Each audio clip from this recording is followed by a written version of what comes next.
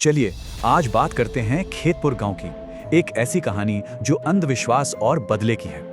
कहानी एक ऐसे माहौल में शुरू होती है जहां सब कुछ बेचैन करने वाला था। खेतपुर गांव में सूखा पड़ा था। सोचिए, 3 महीने से बारिश की एक बूंद नहीं।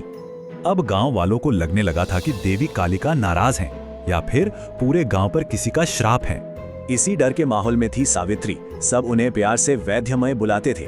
फिर एक रात सावित्री गांव की ही एक लड़की रूपा की मदद के लिए पहुंची। बच्चा तो हो गया बिल्कुल सुरक्षित, पर कुछ ही देर बाद रूपा की सांसें थम चुकी थीं। और बस एक ही पल में जान बचाने वाली वैद्यमय सबकी नजरों में चुड़ैल बन गई। गांव के मुखिया ने चिल्लाकर कहा, तू ही है कातिल, तूने मेरी बहू को मार डाला।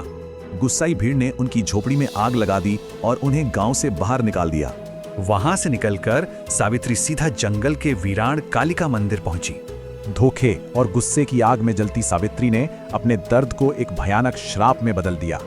पुतले पर बस इतना लिखा, तेरा सुख मेरी प्यास, और मुखिया की किस्मत तय हो गई।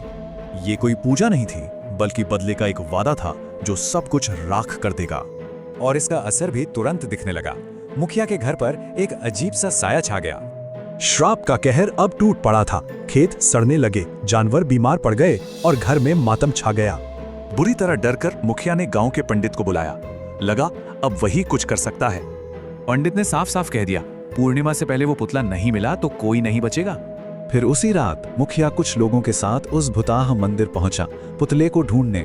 और वहां उन्हें वो मिट्टी की गुड़िया मिल ही गई, लता के कपड़ों में लिपटी हुई।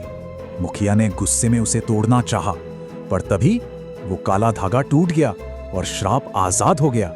अगली सुबह की शुरुआत मुखिया के घर से आती चीखों से हुई। पूरा गांव दहल गया। अंदर लता की लाश पड़ी थी और उसके बगल में वो पुतला जिसकी गर्दन भी टूटी हुई थी। कहते हैं सावित्री की आत्मा आज भी उस जंगल में भटकती है, अपना अधूरा बदला पूरा करने। सावित्री के वो आखिरी शब्द आज भी गूंजते हैं और एक सवाल छोड़ जाते हैं कि असली शिकार कौन था।